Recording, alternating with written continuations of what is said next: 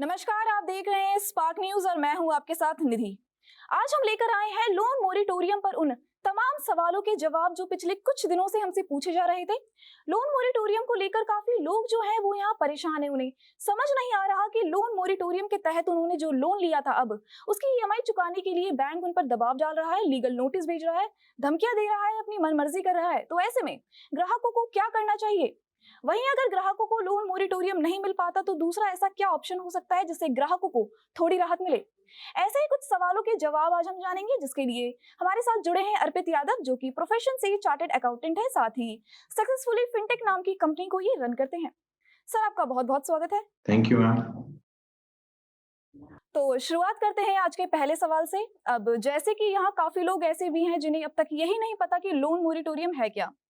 तो सर, सबसे पहले आप हमारी जनता को ये बता दीजिए कि लोन मोरिटोरियम आखिर है क्या। देखिए, लोन मोरेटोरियम का जो कॉन्सेप्ट है, पहले भी फाइनेंशियल इंस्टीट्यूशंस के पास हुआ करता था। जब भी कोई जी। पर्सन कोई लोन लेता है तो बैंक उसको रिपेमेंट के लिए एक टाइम देती है और एक मोहलत देती है कि आप इसमें इतने इस पैसे को वापस कर दीजिए।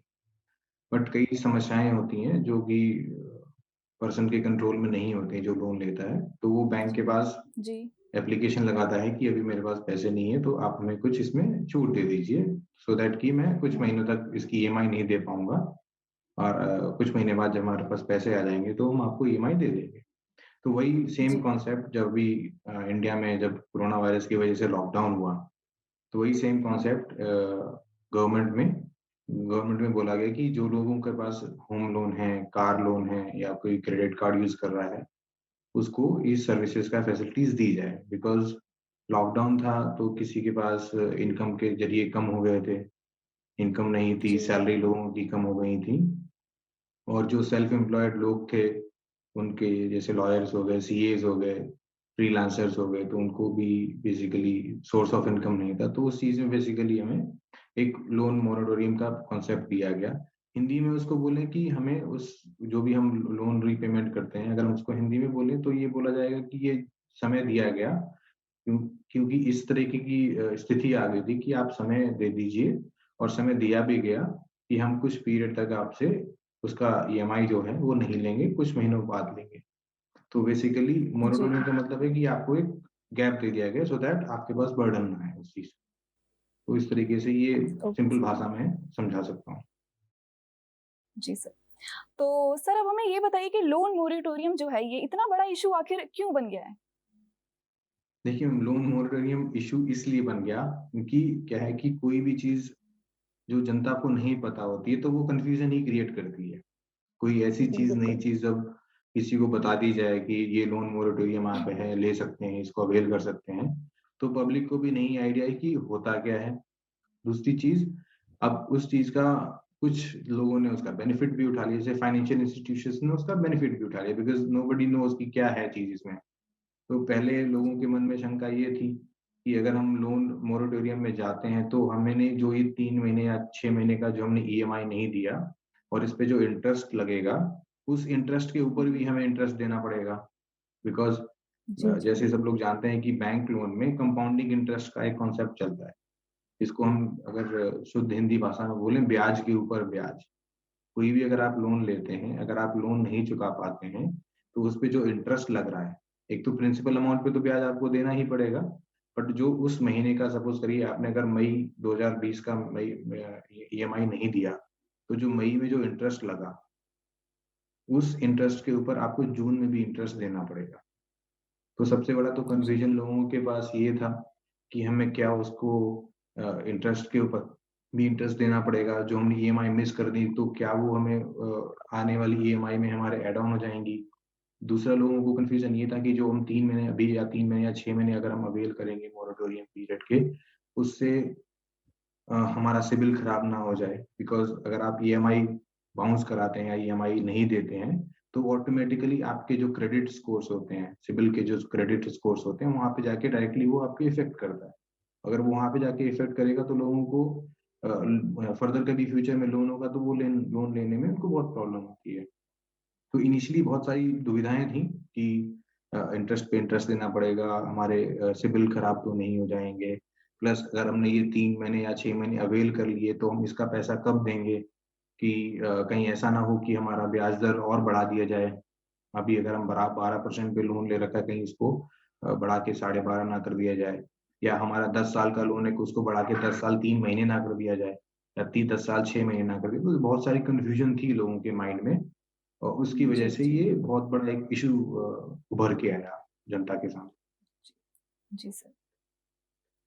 तो सर अब जैसा कि कुछ लोगों का ये भी कहना है कि लोन मोरेटोरियम के तहत उन्होंने जो लोन लिया था, तो अब जो बैंक है अब उन्हें लीगल नोटिस भेज रहे हैं यहाँ पे, उन्हें धमका रहे हैं, उनके घर आके हमला कर रहे हैं। तो अब ऐसे में ग्राहकों को क्या करना चाहिए? मैम देखिए कि अगर लोन वाले अगर किसी ने लोन लिया है, तो ऐसा कोई गुनाह नहीं कर दिया कि बैंक वाले जाएँ और उसको हड़काएँ या लीगल नोटिस भेजें। हर चीज़ का एक तरीका होता है। जी, बिल्कुल। लोन अगर आपने लिया है तो उसका भी एक रीपेमेंट शेड्यूल बनता है कि आपने अगर ये 2 लाख का लोन लिया है या 1 लाख का लोन लिया है, तो आपने इन-इन किस्तों में इतने महीने में उसको चुकाना है। हुँ, अगर आप नहीं चुका पाते हैं, तो आप बैंक आपको एक इन्फॉर्म करेगा कि भई आप इसको चुकाइए बिकॉज़ आपका ये बाउंस हो रहा है। तो अगर आप बैंक जाते हैं, अपना एक जेन्युइन रीज़न देते हैं कि भई मैं ये रीज़न है कि भई पैसे नहीं हैं, अभी लॉकडाउन चल रहा है, कहीं बिज़नेस नहीं है, तो हो सकता है कि बैंक वाला आप उस चीज़ को समझे और आपकी समस्या का समाधान निकाले। और लीगल नोटिस बिना देखिए क्या है कि जो पब्लिक नेशनल बैंक्स हैं, वहाँ पे ये हार्ड रिकवरी का कॉन्सेप्ट नहीं है, बहुत ही रेयर चांसेस में हार्ड रिकवरी का कॉन्सेप्ट होता है। ये जो लीगल नोटिसेस और बंदों को भेजने की बात है, ये एनबीएफसीज़ में ज़्यादा होता है, हुँ। जो नॉन बैंकिंग फाइनेंशियल कंपनीज़ होती हैं, या फिर जो स्मॉल क्रेडिट कंपनीज़ होती हैं, वहाँ पे ये चलन ज़्यादा है बिकॉज़ वहाँ पे क्या होता है वो आपसे एवज़ में सिक्योरिटी नहीं लेते हैं, या सिक्योरिटी लेते हैं तो बहुत कम वैल्यू की सिक्योरिटी लेते हैं। बट यहीं मैं बात करूँ अगर नेशनलाइज़्ड बैंक की, तो वो आपसे ऑलरेडी इतना सिक्योरिटी ले लेते हैं कि अगर आपने लोन नहीं चुकाया तो वो जो आपने सिक्योरिटी या जो गिरवी रखी होगी कोई चीज़, उसको बेच के वो पैसा अपना निकाल लेंगे। तो वहाँ पे इतना उनको हेडेक नहीं होता है। बट ये भी कॉन्सेप्ट होता है कि कई लोग भेजते हैं, तो वो एनबीएफसी में ज़्यादा चलन है, बट नेशनलाइज़्ड बैंक थोड़ा लिबरल होते हैं रिकवरी में। वो आपको अगर जाएँगे, समझाएँगे तो टाइम दे देते हैं। अब किसी के पास नोटिस गया हो तो हो सकता है कि वो पब्लिक बैंक से ना भेजा हो, किसी एनबीएफसी ने भेजा हो। बहुत सारी कंपनियाँ हैं जो लोन देती हैं यहाँ, तो ये भी कॉन्सेप्ट हो सकता है। तो यहाँ अब कुछ लोगों का ये भी कहना है कि लॉकडाउन के चलते उन्होंने जो लोन लिया था, वो उसकी ईएमआई भी पे कर रहे हैं, लेकिन फिर भी ब्याज लगाया जा रहा है। मैम ये हो सकता है कि कुछ सिचुएशंस में ऐसा हो भी, बट मेजॉरिटी सिचुएशन में ऐसा नहीं है कि अगर आपने लोन लिया है, तो लोन बेसिकली अगर आपने लीगल तरीके से लिया है, अगर किसी नेशनलाइज़्ड बैंक से लिया है, तो वो प्रॉपर चैनल से ही आपका जो भी क्योंकि ये नेशनलाइज़्ड बैंक है, सारी आरबीआई की गाइडलाइंस को फॉलो करते हैं। आरबीआई की गाइडलाइन को ही ये लोग फॉलो करने के बाद आपका लोन डिटरमाइन करते हैं, उसका रीपेमेंट शेड्यूल आपको उसी तरीके से देते हैं। और बहुत सारी एनबीएफसीज़ हैं जो कि आरबीआई के अंडर आती हैं, आरबीआई ही गाइडलाइन बनाता है इन सारी चीज़ों के लिए। अब और मार्केट में क्या है ना कि लोन देने वाले लीगल लोग भी हैं और बहुत सारे इल्लीगल लोग भी हैं, जो कि अभी जैसे अब अभी प्रेज़ेंटली न्यूज़ में भी सुन रहे हैं कि बहुत सारे चाइनीज़ ऐप हैं जो कि लोगों को लोन देते हैं, फिर उनसे लोन वसूलने के लिए 50 लोगों को भेजते हैं। तो अभी एक पेपर में एक जी। केस भी आया था कि वो उन्होंने सुसाइड कर लिया किसी चाइनीज़ ऐप से लोन लेने के लिए। तो देखिएगा ना कि अगर आपने जेन्युइन तरीके से या लीगलाइज़ चैनल के थ्रू अगर आपने लोन लिया है, तो वहाँ पे ये डिफ़िकल्टीज़ बहुत ही रेयर चांसेस होते हैं फेस करते हैं। बट क्या है ना कि जनता इतनी ज़्यादा एजुकेटेड भी नहीं है इंडिया में। सो उस केसेज़ में क्या होता है लोग लोकल लोगों से भी उधारी ले लेते हैं या ऐसे ऐप्स को यूज़ करते हैं जहाँ पे आरबीआई का कोई रोल नहीं है। तो उस जगह पे परेशानी होती है लोगों को। और जो ईएमआई सपोज़ करिए ब्याज भी ज़्यादा होता है, प्लस जो जिन्होंने लॉकडाउन में लोन भी लिया है, उस केस में अगर नेशनलाइज़्ड बैंक से हुआ तो मैं नहीं मान सकता कि नेशनलाइज़्ड बैंक ने ऐसा कुछ किया होगा, कि आपके लोन अब आप ईएमआई भी भर रहे हो, फिर भी आपका लोन नहीं कम हो रहा है। इसमें देखिए एक एक कांसेप्ट ये भी होता है, दूसरा कांसेप्ट ये भी होता है कि आपने अगर लोन लिया है, कितना लोन लिया है और कितने पीरियड के लिए लोन लिया है। अगर मैं यही बात करूँ होम लोन की, अगर आपने होम लोन लिया है 20 लाख रुपए का और वो 20 साल के लिए लिया है और उसका रीपेमेंट सपोज़ करिए आपने 2020 में शुरू हुआ, अप्रैल 2020 में उसको शुरू करा है। तो इनिशियल दिनों में क्या होता है ना, इनिशियल दिनों में जो लोन की जो आप ईएमआई भरते हैं, उसमें मेजर पार्ट इंटरेस्ट का ही रहता है। ईएमआई का पार्ट बहुत ही कम जी। होता है। सपोज़ करिए अगर आपका 20 लाख का लोन है और आपकी मंथली ईएमआई ₹20,000 की अगर जा रही है, तो इनिशियली सपोज करिए अप्रैल 2020 में आपने शुरू किया, तो अगर अप्रैल की ईएमआई अगर मई में जाएगी 2020 में, तो मई 2020 की ईएमआई में 19,000 रुपए तो इंटरेस्ट का ही होगा और 1,000 रुपए ही सिर्फ आपका प्रिंसिपल प्रिंसिपल अमाउंट का होगा। वैसे ही अगर आप जून में जाएँगे तो 19,000 से थोड़ा-सा कम हो जाएगा इंटरेस्ट और ईएमआई आपका जो प्रिंसिपल अमाउंट का 1,000 रुपए वो 1,001 हो जाएगा, यहाँ पे 18,999 हो जाएगा। शुरुआती दिनों में जब भी आप कोई भी होम लोन लेते हैं, व्हीकल लोन लेते हैं, तो शुरुआती दिनों में जब आप वापस करना शुरू करते हैं, तो शुरुआती दिनों में न नेचुरल सी बात है ब्याज यही जाता है। प्रिंसिपल अमाउंट जो आपने लिया है मूलधन, वो बहुत ही कम जाता है उसमें। अगर आप वही बात करें 10 साल के बाद, तो 10 साल के बाद आपका मूलधन ज़्यादा जाता है और ब्याज कम जाता है। बिकॉज़ क्या देखिए ना आपने अगर 20 लाख का लोन लिया तो 20 साल तक का भी तो लिया है आपने लोन, क्योंकि बैंक आपको 20 साल तक के लिए जी, पैसे जी। दे रही है। तो उस केस में जी। इनिशियल डेज़ में हमेशा इंटरेस्ट ज़्यादा जाता है और प्रिंसिपल अमाउंट कम जाता है। तो इसमें जी। कोई भी गलत नहीं है कहीं पे भी सिस्टम। जी मैम। तो सर अब यहाँ ये सवाल भी है कि अगर जनता को लोन मोरेटोरियम नहीं मिल पाता, तो ऐसा कोई दूसरा ऑप्शन है जिससे जनता को थोड़ी राहत मिल सकती है?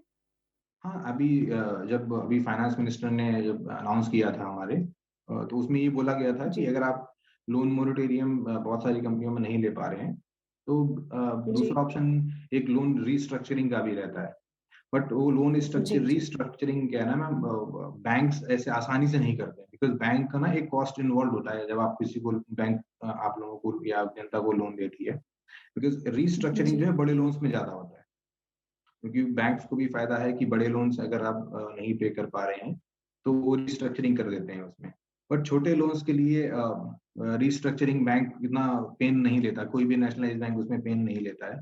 बिकॉज़ क्या है ना कि अगर आप लोन एक लोन चल रहा है आपका किसी भी स्कीम के अंडर, अगर उसको आपको रिस्ट्रक्चर जी, कराएँगे तो बहुत सारी फ़ॉर्मेलिटीज़ होती हैं। नेशनलाइज़्ड बैंक में सब बहुत जी, सारी फ़ॉर्मेलिटीज़ होती हैं। उसमें बहुत सारे रीज़न्स देने होते हैं कि आप रिस्ट्रक्चरिंग क्यों कर रहे हो? उसको उस बैंक को आरबीआई को भी जवाब देना होता है कि भई रीस्ट्रक्चरिंग किस रीज़न की वज़ह से हो रहा है। तो छोटे लोन्स में रीस्ट्रक्चरिंग उतना पॉसिबल नहीं होता है और आम जनता की अगर मैं बात करूँ तो जनरली छोटे लोन्स ही लेते हैं और जो बड़े लोन्स होते हैं वो बिज़नेसमैन टाइप जैसे बिज़नेस कंपनीज़ हैं वो सब लेती हैं। तो रीस्ट्रक्चरिंग का भी एक ऑप्शन है but it is not a viable option in comparison to the loan moratorium. जी। जी। तो यहाँ पे सर अब लोन मोरेटोरियम ज़्यादा फ़ायदेमंद है या लोन रीस्ट्रक्चरिंग?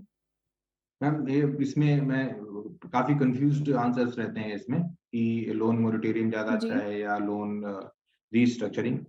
मैंने पहले भी बताया कि अगर छोटा लोन है तो उसके लिए लोन मोरेटोरियम इज़ गुड, अगर बड़ा लोन है तो लोन जी, रीस्ट्रक्चरिंग इज़ गुड। छोटा लोन, बड़ा लोन मतलब अगर मैं बात करूँ बड़ा लोन इज़ लाइक सीआर या 50 लाख से ऊपर के कोई भी लोन है अगर उसमें आप रीस्ट्रक्चरिंग में जाते हैं तो वो आपको बेनिफिट देगा। बट अगर 50 लाख से कम का लोन है तो आपको लोन मोरेटोरियम की सर्विसेज़ को यूज़ कर लेना चाहिए। 3 महीने, 6 महीने जो हमें मिला हुआ है, उसके बाद आप अपने ईएमआईज़ को पे करना शुरू करें। एक एक प्रॉब्लम ये भी रहती है मैम लोन रीस्ट्रक्चरिंग में। लोन रीस्ट्रक्चरिंग में क्या होता है कि जी, बैंक आपको सर्विस तो दे देती है, इस रीस्ट्रक्चरिंग की, बस कई उसमें चार्जेज़ ले लेती है आपसे। प्रोसेसिंग के चार्जेज़ ले लेती है। हो सकता है कि आपका ब्याज दर बढ़ा दे। अगर आप अभी आपने 10% पे लिया हो, तो हो सकता है कि वो लोन रीस्ट्रक्चरिंग करने करने के टाइम पे आपसे बोले कि नहीं मैं आपसे 10.25 या 10.35% लोन लूँगा, इंटरेस्ट लूँगा। तो अभी उसमें प्रॉब्लम क्या आती है कि लोन रीस्ट्रक्चरिंग में एक तो प्रोसेसिंग की कॉस्ट लग जाता है। दूसरा क्या होता है कि आपका इंटरेस्ट रेट की पॉसिबिलिटीज़ है कि वो बढ़ जाए। तो सजेशन यही रहता है कि अगर लाइक होम लोन है या स्मॉल लोन आपने रखा है बिलो 50 लैक्स तो you go with the loan moratorium वाला पीरियड एंड अगर उससे ऊपर है तो आप लोन रीस्ट्रक्चरिंग में भी जा सकते हैं। जी। जी। तो सर अब आखिर में हम बस यही पूछना चाहते हैं कि लोन रीस्ट्रक्चरिंग के लिए अगर अप्लाई करना हो तो ग्राहक क्या किसी भी बैंक में अप्लाई कर सकते हैं या कुछ ऐसे चुनिंदा बैंक है जिनमें लोन रीस्ट्रक्चरिंग के लिए अप्लाई किया जा सकता है?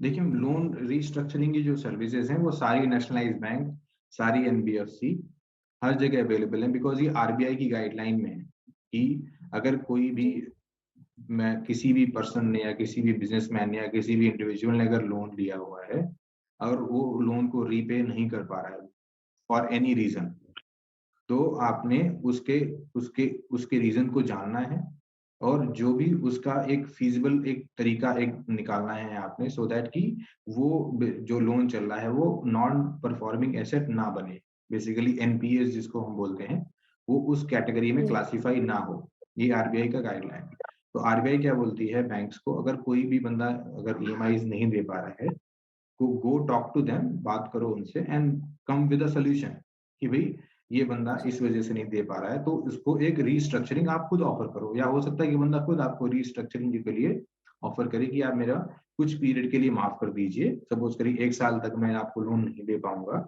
आप 1 साल के बाद मेरा लोन लेना शुरू कर दीजिएगा।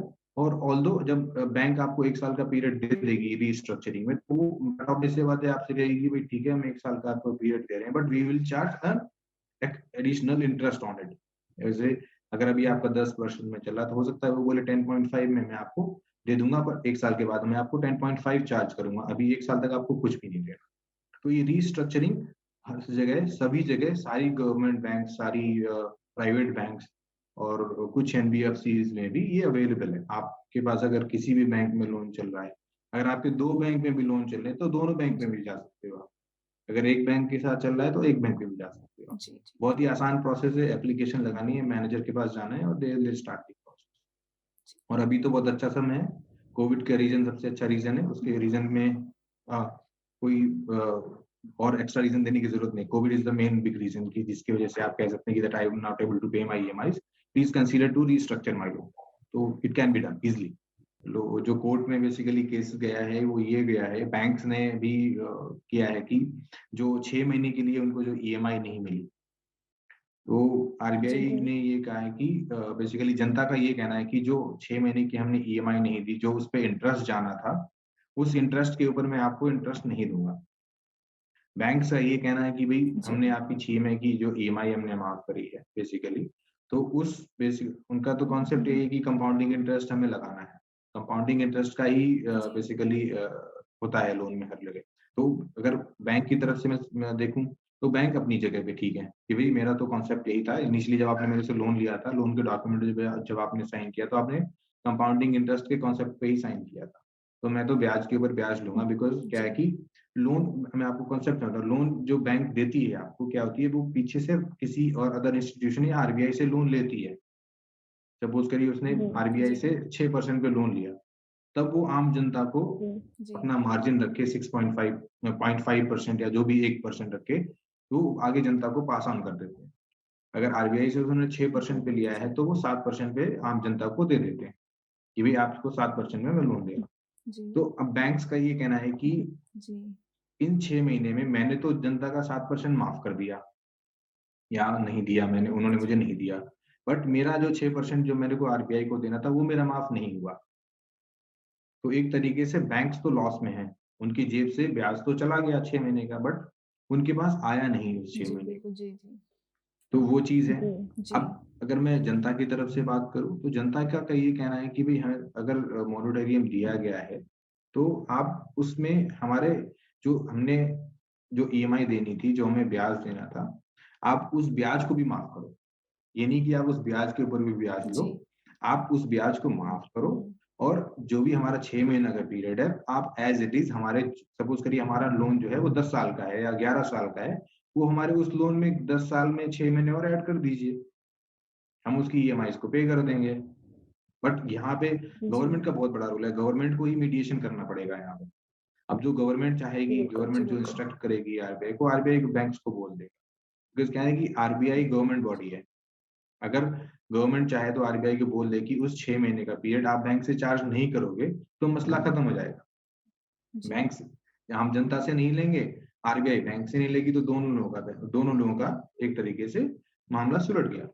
तो अभी क्या है कि कोर्ट ने भी यही जी बेसिकली प्रोसीडिंग यही चल रही, तो कोर्ट भी अभी डिसाइड नहीं कर पा रहा है कि वो ऑर्डर क्या करे, कि उसमें आपको कंपाउंडिंग इंटरेस्ट देना जी है या नहीं बिल्कुल देना है, या हम उसको अभी पीरियड भी, अब सपोज करिए हम पीरियड भी बढ़ा देते हैं 6 महीने का एट द एंड, उसमें भी फिर बंदे को, जो आम जनता है, उसको 6 महीने और एडिशनली इंटरेस्ट और देना पड़ेगा। तो ये बहुत सारी चीजें हैं, और गवर्नमेंट भी इसमें गवर्नमेंट का बहुत बड़ा रोल है कि भाई आम जनता को कैसे हैंडल करती है या कैसे खुश करती है नागरिकों को, क्योंकि क्या है कि सारा गवर्नमेंट का इन्वॉल्वमेंट ही है उसमें। देखते हैं 18 तारीख को क्या होता है, अभी तो रिजर्व ही है। सुप्रीम ऑनरेबल सुप्रीम कोर्ट ने रिजर्व रखा है अभी, डिसीजन कुछ नहीं हो पा रहा है उसमें अभी। जी, जी। हाँ, अभी कुछ भी फैसला अभी निकल कर नहीं आ रहा है। हाँ, इसमें बेसिकली क्या है कि गवर्नमेंट को इन्वॉल्व होना पड़ेगा, बिकॉज़ क्या है कि गवर्नमेंट बॉडीज़ हैं सारा कुछ जो भी अभी तक डिसाइड किया है।